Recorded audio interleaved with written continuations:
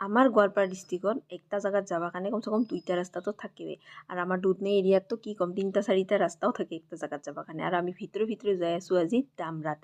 আৰু ডামৰাত মানে আজি আছে উইকলি মাৰ্কেট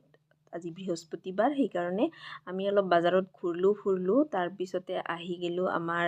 এটা বন্ধুৰ দোকানত আৰু তাৰ দোকানত আইচক্ৰীম খালোঁ